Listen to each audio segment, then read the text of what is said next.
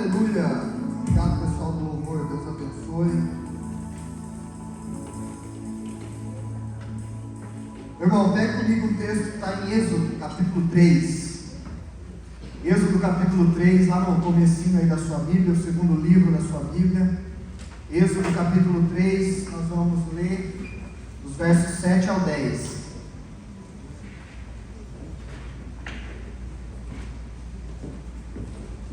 Êxodo capítulo 3, dos versos 7 ao 10.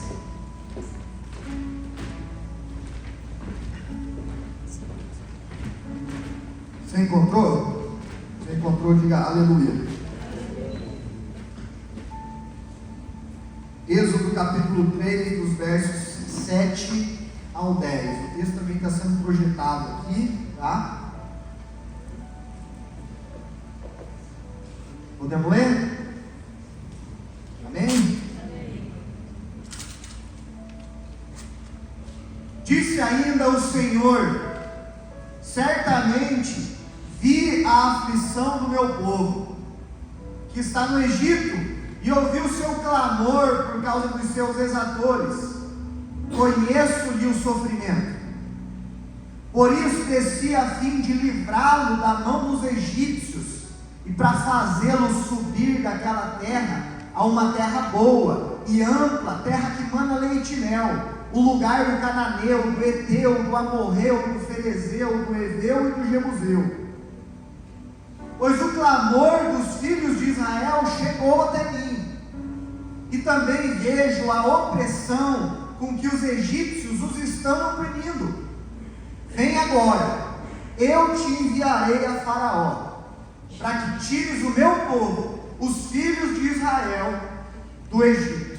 Amém? Você pode fechar os seus olhos para orar junto comigo? Senhor, obrigado, Pai, pelo privilégio que é nos reunirmos aqui como uma igreja, como uma família, como um só corpo, para te adorar, Deus. Obrigado ainda, Senhor, porque o Senhor nos alimenta, o Senhor permite que a gente saia daqui mais cheio, Senhor, cheio da Tua palavra, das Tuas virtudes, dos Teus ensinamentos. Nós damos liberdade nesse momento para o Teu Espírito Santo agir na vida de cada um de nós. Transita no nosso meio, Senhor, esclarece para nós a Tua palavra e o Teu desejo para o nosso coração. Nós oramos, Pai, no nome de Jesus. Amém. Meu irmão, nesse texto, a gente está vendo ali o chamado de Deus para Moisés. Então Deus está dizendo assim que Ele está olhando para aquele povo hebreu no Egito, para o povo dele, e não está gostando nada com a forma com que os egípcios estão tratando o povo dele. Ele está vendo o sofrimento dos hebreus, ele está vendo a escravidão com que os egípcios estão tratando os hebreus. E ele não está gostando disso. Então ele chama Moisés para ser um libertador daquele povo. Aquele povo que estava sendo escravo do povo do Egito. De repente Deus chama Moisés para ser esse libertador. Todo mundo conhece a história de Moisés, amém? Todo mundo conhece. Mas eu quero contextualizar bem rapidinho um resumo com vocês. Moisés, ele é filho de uma mulher hebreia. Ele é filho de um hebreu. E Moisés, ele nasce lá no Egito. Só que em determinado momento da história, o faraó lá do Egito, ele começa a perceber que o povo hebreu está crescendo demais. E ele fica preocupado. Ele pensa assim: esse povo está crescendo demais aqui na minha cidade, aqui na minha nação, a maior nação da terra. E eu preciso fazer alguma coisa, porque daqui a pouco, esse povo hebreu, daqui a pouco eles vão estar dominando a gente. Daqui a pouco é nós, os egípcios, que vamos ser escravos desse povo. Então ele teve a brilhante ideia de mandar matar todos os bebês que nasciam. E ele pensou assim: eu vou fazer um controle de natalidade, eu vou mandar matar todo bebê. E Joquebede, que é mãe de Moisés, consegue esconder Moisés por um tempo. Mas quando o menino faz 3 meses, Joquebede já não consegue esconder mais. e ela tem que dar um jeito naquela situação. E o que ela decide fazer? Ela decide colocar o bebê num cesto, ela impermeabiliza esse cesto e coloca esse cesto no rio. Só que, quem que encontra esse bebê? A filha do faraó. A filha do faraó vê aquele menininho, e o texto diz que ela tem compaixão para aquele menininho, e ela se mostra ali tendente a pegar aquele menino para ela, que estava no cesto dentro de um rio. E aí a irmã de Moisés, ela está só de longe, vendo o que está acontecendo ali.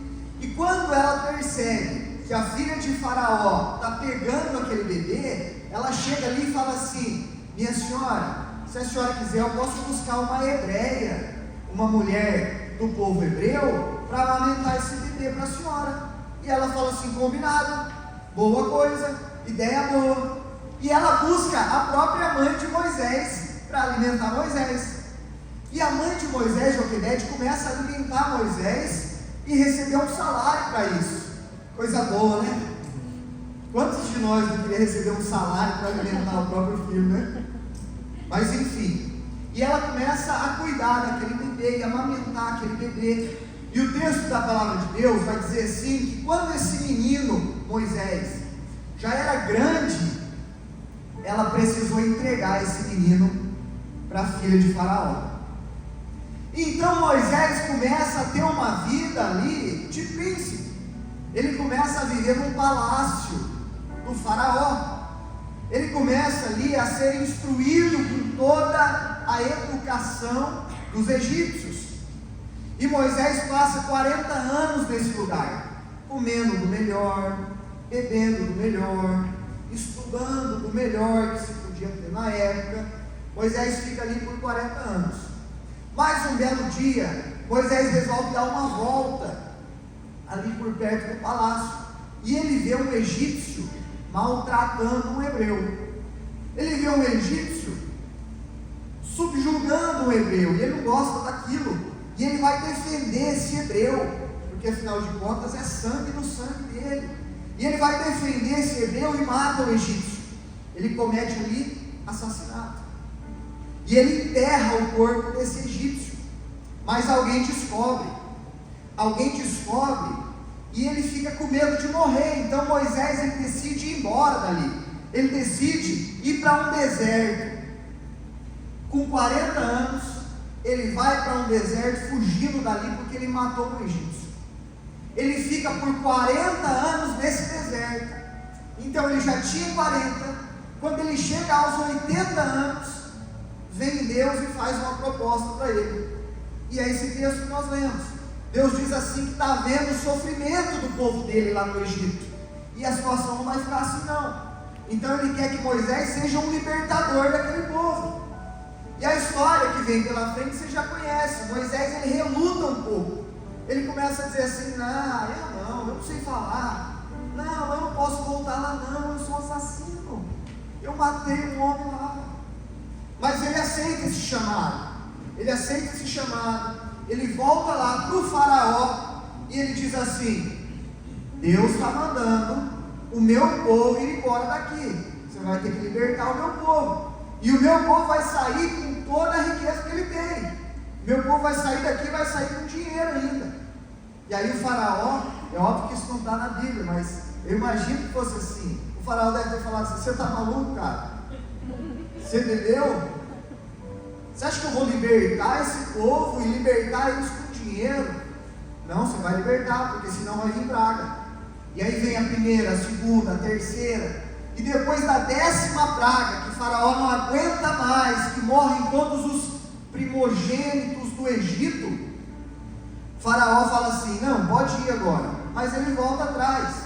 Então Moisés conduz aquele povo para a liberdade, fugindo da escravidão do Egito, fugindo do exército do faraó. E aí tem toda aquela história, que o mar se abre, e eles fogem, e o mar se fecha no exército dos egípcios, e Moisés entra com eles no deserto, e eles começam a viver aquela provisão do Senhor, e começam a ver de dia e de noite, Deus direcionando o caminho deles com fumaça, com fogo, e começam a ver o pão cair do céu, até que eles chegam na terra prometida, até que esse povo é liberto definitivamente da escravidão.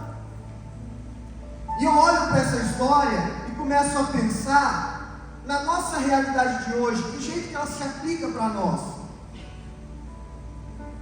Você conhece alguém, meu irmão, que precisa de libertação? Sabe, às vezes você traz aqui para a igreja, no seu coração, o nome de alguém, o pensamento a respeito de alguém que precisa se libertar de alguma coisa. E quando eu pergunto assim, se você conhece alguém que precisa de libertação, é uma pergunta um pouco capciosa, porque todos nós precisamos. Todos nós, em algum aspecto da nossa vida, nós precisamos de libertação. Seja de um vício, seja de um contexto, seja de uma pessoa, seja de uma situação. O mundo lá fora está repleto de gente escrava de alguma coisa. É tudo que nós precisamos. Nós precisamos dessa libertação. E sabe quem é o nosso libertador? E o libertador desse povo que está lá fora é Deus. Deus é esse libertador. Mas eu fico pensando aqui comigo, Deus é o Todo-Poderoso. Deus, Ele pode todas as coisas. Deus, Ele fez o mar se abrir para Moisés passar. Fechou na hora que Ele quis.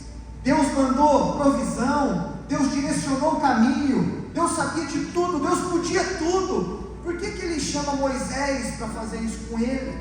Por que Ele não fez isso sozinho? Deus é um Deus que pode todas as coisas, não é? Sim ou não? Sim. Não. Deus não pode mentir. Deus pode todas as coisas que são compatíveis com o seu propósito. Deus pode todas as coisas que estão de acordo com o seu caráter. E é por essa razão que Ele usa de Moisés para libertar aquele povo. É por essa razão que a nossa libertação está também na minha e na sua mão. É por essa razão que a libertação das pessoas que estão lá fora, das pessoas que nós trazemos no nosso coração para esse lugar, está também nas nossas mãos. Porque é fruto do caráter do Senhor fazer as coisas que Ele quer fazer nessa terra, utilizando da sua criação.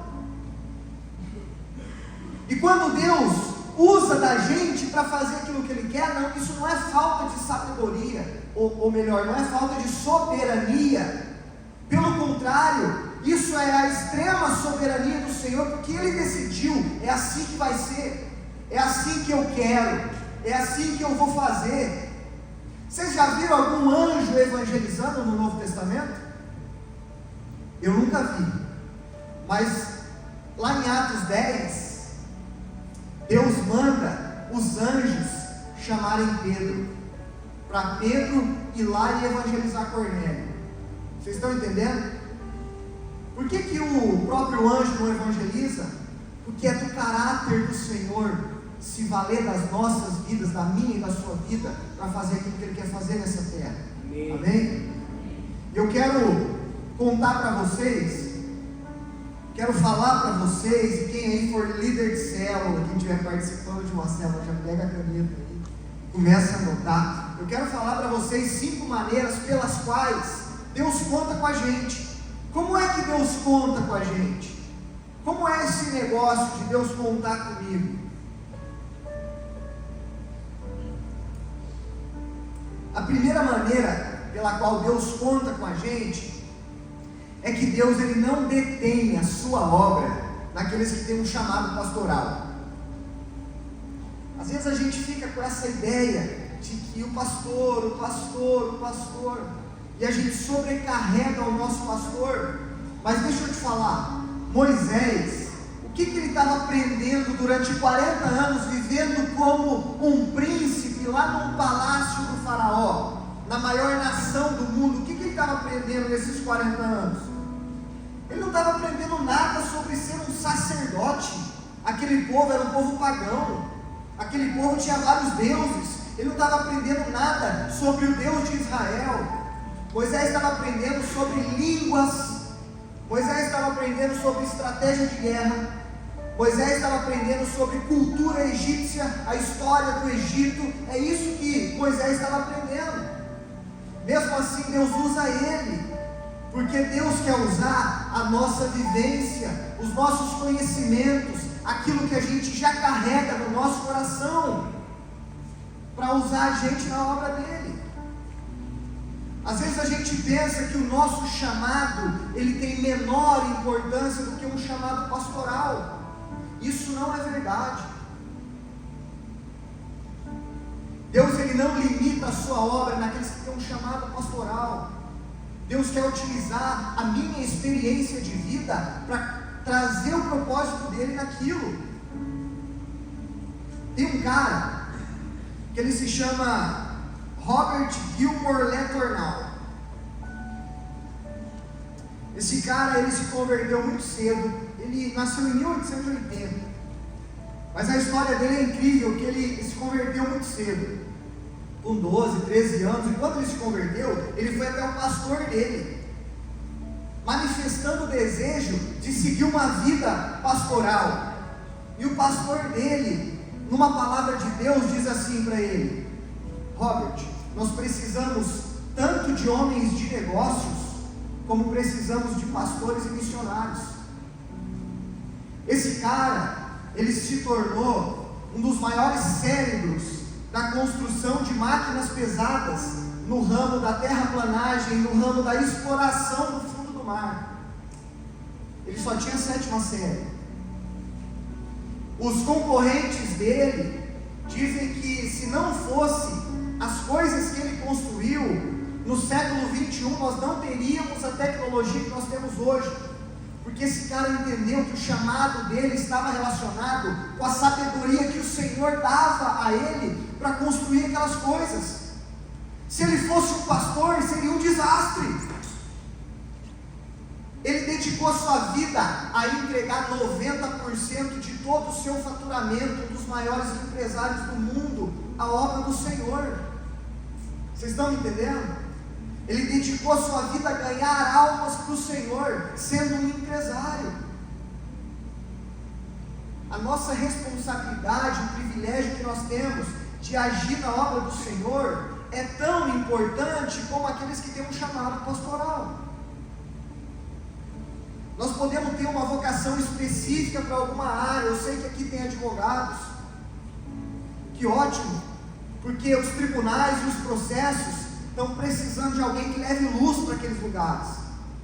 Eu sei que aqui tem médicos e médicas, que ótimo, porque os hospitais estão cheios de gente desenganadas pelos médicos, cheio de gente com diagnóstico de morte, precisando conhecer o que é a vida em Jesus. Tem gente aqui que é mecânico, que é funileiro, que é eletricista. Ótimo, esse é o teu púlpito. É nesse lugar que Deus vai fazer a obra dele na sua vida. É nesse lugar que você é liberto e se torna um libertador. Amém? Amém. A segunda maneira com a qual Deus conta com a gente é que Deus, ele quer usar as suas áreas de interesse. Presta atenção, tem alguma coisa aí no seu coração que quando você vai fazer, ou quando você pensa nisso, os seus olhos brilham. Tem uma coisa no seu coração que chama a sua atenção, isso é interessante para você. É exatamente isso que Deus quer usar para a obra dele. Moisés, lá no capítulo 2, no verso 11, dá para colocar aí a minha?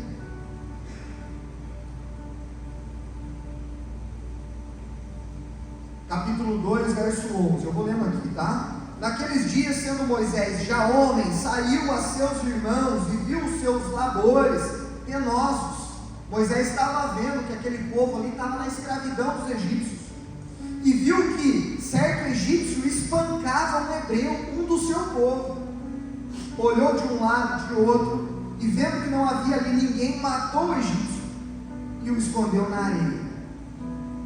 Lá no verso 17, Moisés já tinha fugido ali do Egito. e ele encontra com 3 mulheres querendo pegar água para alimentar os seus animais. E aparecem alguns pastores de animais ali hostis e não querem deixar aquelas mulheres apanharem água. E ele defende aquelas mulheres. Verso 17: então vieram os pastores e as enxotaram dali. Moisés, porém, se levantou e as defendeu e deu de beber ao rebanho. O que eu quero mostrar para você com isso? O interesse do coração de Moisés era ser um libertador, era libertar as pessoas. Moisés tinha desejo lá no seu coração de tirar as pessoas de um jugo de escravidão. É por isso que ele mata o egípcio, é por isso que ele defende essas mulheres lá no deserto. A área de interesse aí do seu coração vai ser usada por Deus para a realização do seu propósito. O problema, meu irmão, presta atenção, o problema é que muitas vezes as nossas áreas de interesse fora das mãos do Senhor podem nos levar a fazer besteira. Moisés tinha um desejo de ser um libertador, Moisés queria aquilo, mas fora das mãos do Senhor, ele se tornou um assassino. Não adianta eu procurar um nominho bonito aqui, não. Moisés foi um assassino. Moisés matou aquele egípcio, escondeu o corpo daquele egípcio, porque os seus interesses não estavam canalizados, não estavam na mão do Senhor. Os nossos interesses nas mãos do Senhor podem trazer libertação para nós, podem nos fazer libertadores de gente cativa. Amém? Amém. 3. Ter vivido situações desfavoráveis não nos impede de viver grandes chamados. Meu irmão, Joquebede, ela teve um bebezinho, e bem na vez dela, os bebezinhos seriam mortos. Que azar, né? Joquebede não teve uma vida fácil. Joquebede, ela teve que colocar um bebezinho de 3 meses num cesto e colocar num rio. Você acha que era fácil para ela fazer isso? Depois, ela começa a amamentar o próprio filho, mas a palavra de Deus vai dizer assim, que quando esse menino já era grande, ela vai lá e entrega o menino para a filha de Faraó. Vocês acham que esse menino já não sabia quem que era a mãe dele? Não foi fácil para ela.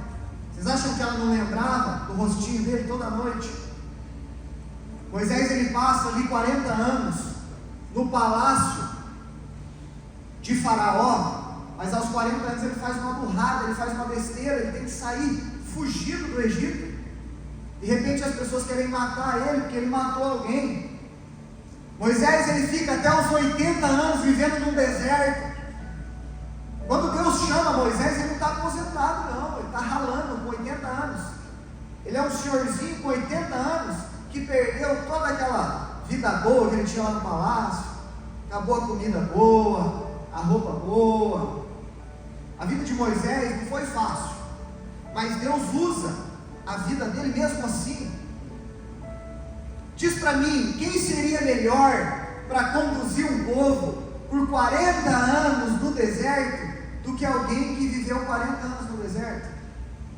Moisés foi para o deserto com 40 anos e ficou lá até os 80. Depois dos 80 ele conduziu milhões de hebreus pelo deserto. Moisés sabia achar água no meio do deserto. Quando ele não conseguiu, Deus proveu, mas ele sabia, ele tinha uma sede, ele tinha a manha do deserto. Moisés conhecia aquela região árida, e Deus pega esse cara para ser um libertador do povo dele pelo deserto. As situações desfavoráveis que a gente viveu na nossa vida não são um obstáculo para a gente viver o propósito do Senhor. Elas são um combustível para a gente viver o propósito do Senhor. Tem gente hoje que está atravessando um deserto pelo qual você já passou. Tem gente hoje que está sofrendo para encontrar água no deserto, sendo que você já passou por lá. Você já conseguiu sobreviver a esse lugar. Deus tem desejo de usar o teu passado para construir o teu futuro, meu irmão. Você viveu, já passou, mas você vai levar isso para aproveitar o propósito do Senhor. Sabe, eu fiquei pensando essa semana, qual que é a pior coisa que já aconteceu no mundo, na história da humanidade? Sem dúvida é a morte de Jesus. A pior coisa que já aconteceu no mundo foi o assassinato de Jesus, foi a morte de Jesus. Mas qual também foi a melhor coisa que já aconteceu no mundo? Foi a morte de Jesus. Deus transformou a pior coisa do mundo na melhor coisa do mundo. O que é que Deus não pode fazer com a sua história? O que é que Deus não pode fazer com aquele passado que foi ruim e seu? É isso que Deus deseja para nós, usar do nosso passado para construir o nosso futuro. Porque a gente conhece sobre desertos, alguns deles a gente passou muito tempo lá. É isso que significa dizer assim, que todas as coisas cooperam para o bem daqueles que amam a Deus, daqueles que são chamados segundo o seu propósito. É isso que significa. Todas as coisas, todas cooperam para o bem daqueles que estão entrando numa posição de se tornarem libertadores. Todas as coisas cooperam para o bem daqueles que estão cumprindo um chamado, um propósito. 40 anos da vida de Moisés, vivendo no deserto, cooperou para o bem dele, a partir do momento em que ele aceitou o chamado de ser o libertador do povo hebreu. Número 4. Deus quer usar a sua vida, meu irmão, independentemente dos pecados praticados. Moisés foi um assassino. Moisés matou o egípcio, escondeu o corpo do egípcio. E Deus chama esse cara para agir no propósito dele, para libertar milhões de pessoas. Talvez no Antigo Testamento Moisés tenha sido o maior exponencial. Vocês lembram de Paulo no Novo Testamento? Paulo era o maior perseguidor da igreja de Cristo. Paulo era o maior perseguidor de Jesus. Paulo não foi um assassino de maneira direta, não, mas quando Estevão foi hostilizado, foi assassinado, Paulo estava lá. Paulo estava gostando daquilo. Só que Paulo entendeu que o pecado dele, os erros que ele cometeu lá atrás, Deus estava pouco interessado nisso. Porque Deus está pouco interessado no seu pecado, mas Ele está muito interessado no seu arrependimento. Chegou um momento na vida de Paulo que ele falou assim: eu não quero isso para mim mais. Vocês lembram? Uma história lá que ele fica cego. Deus está pouco interessado no seu passado de pecado, meu irmão, mas Ele está muito interessado no seu arrependimento. Não é o pecado lá de trás que me impede de viver o propósito de Deus na minha vida, é a falta de arrependimento de agora. É isso que impede a gente de viver a libertação que Deus tem para nós. Parece que a gente gosta de ficar olhando para trás, igual uma criancinha que começa a arrancar a casquinha do machucado, e na hora que está sarando vai lá e arranca de novo, e arranca de novo, e aí sangra de novo, e sangra de novo.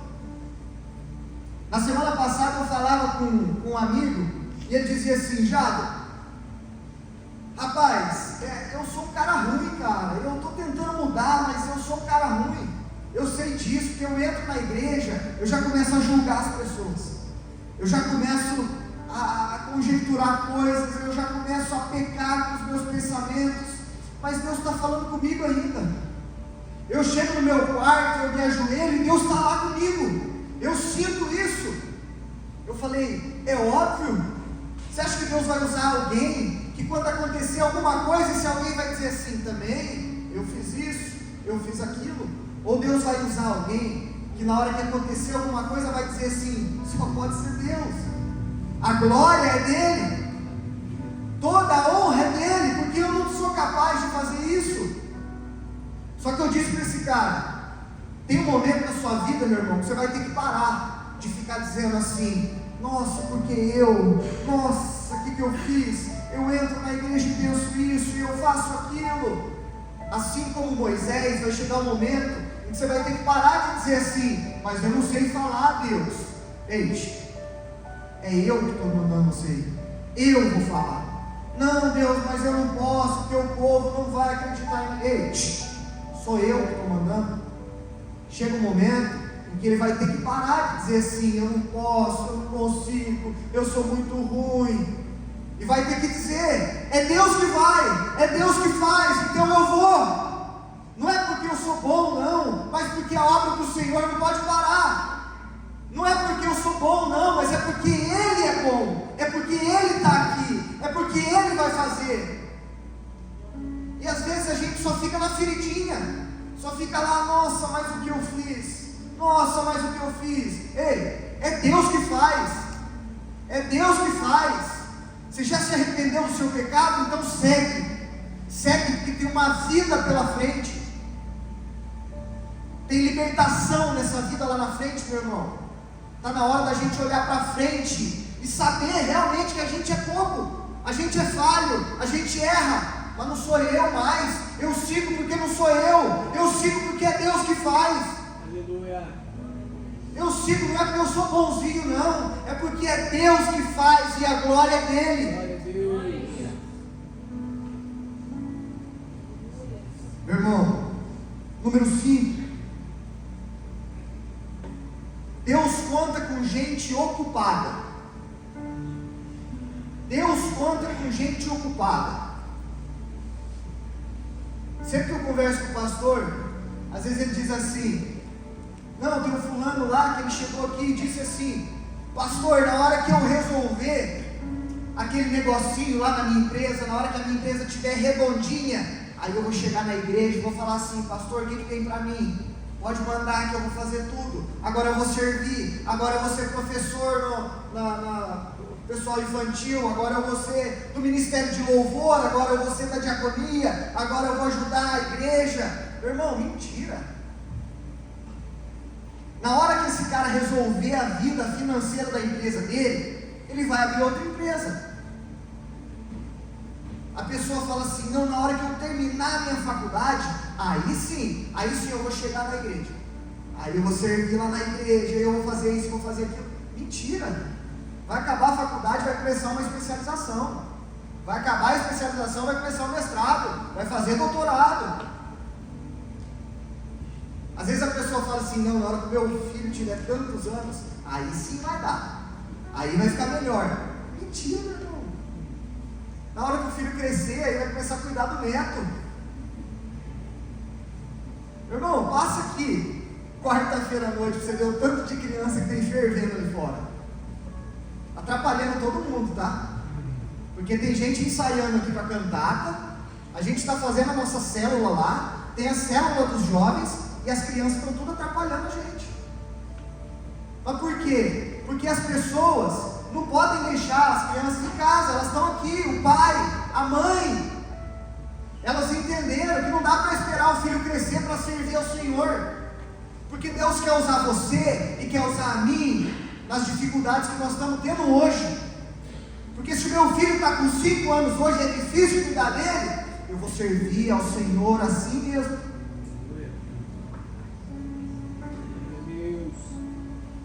Deus quer usar a sua vida na dificuldade que você tem enfrentado hoje, no problema que você tem enfrentado hoje, meu irmão.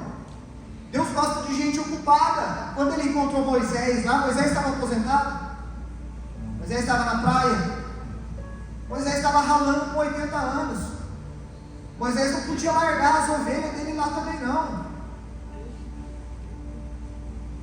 A gente se engana, meu irmão, a gente se engana, e é por isso que a gente não vive o que Deus tem de melhor para nós, porque a gente está muito preocupadinho com as coisinhas daqui. Eu estou muito preocupadinho com o meu escritório, meu emprego, e eu começo a arrumar a justificativa para atrasar aquilo de melhor que eu posso viver. É inteligente isso? Deus quer usar a gente na dificuldade que nós estamos hoje, meu irmão. Eu não estou falando que você tem que deixar teu filho pequeno sozinho em casa, não é isso. O que eu quero dizer é que, as crianças vão atrapalhar aqui, mas elas vão crescer vendo isso.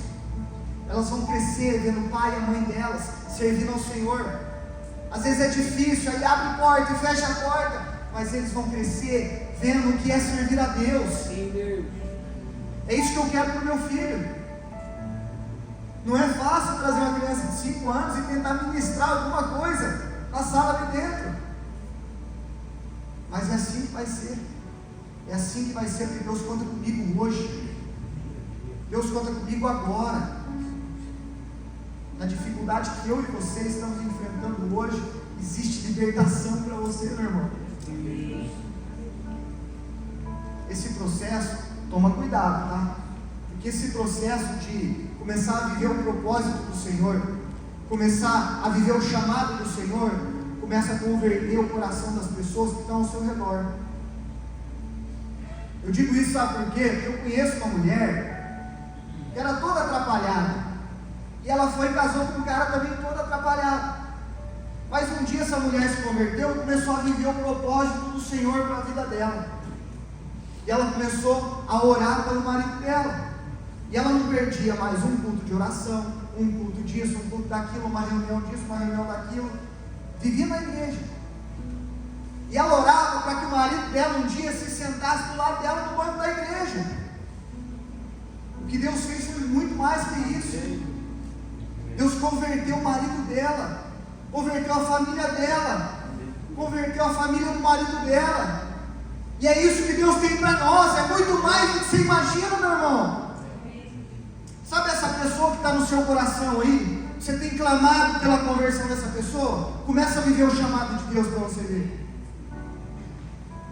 Começa a viver o chamado de Deus para a sua vida e começa a ver o céu se abrindo diante de você.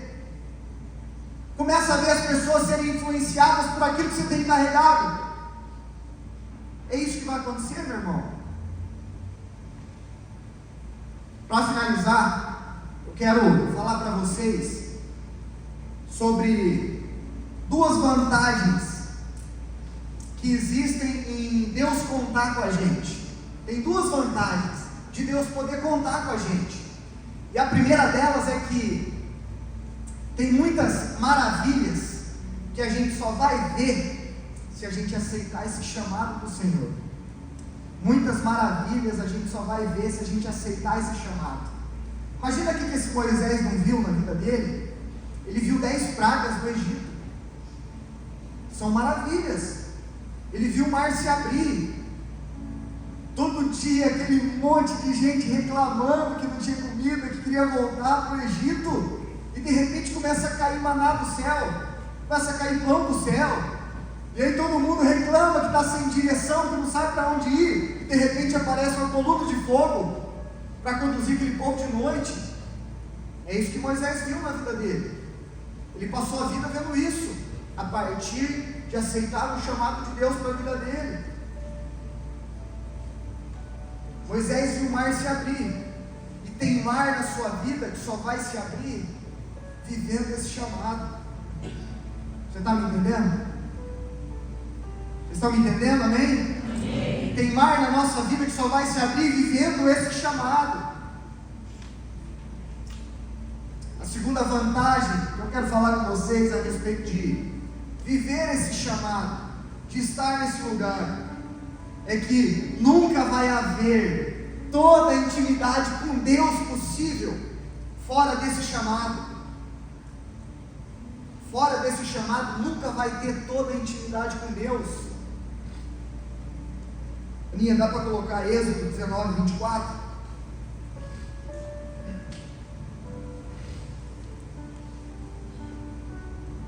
Êxodo 19, 24.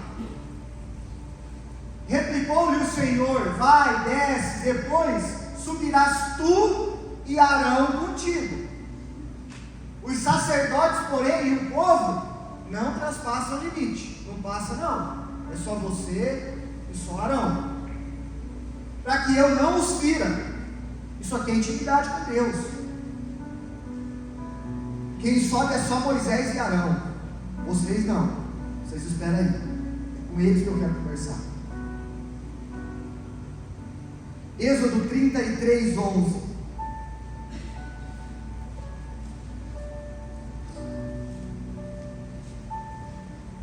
Falava o Senhor a Moisés face a face, como qualquer fala a seu amigo. Essa era a relação de Deus com Moisés. Tinha um lugar ali que tinha tanta glória de Deus que só Moisés entrava. Moisés falava com Deus como se fosse um amigo. Deus tratava Moisés como um amigo. E a gente nunca vai viver essa intimidade com Deus fora do chamado dele para a nossa vida. Depois de tudo que eu disse aqui para você, eu tenho algumas perguntas para que você possa pensar.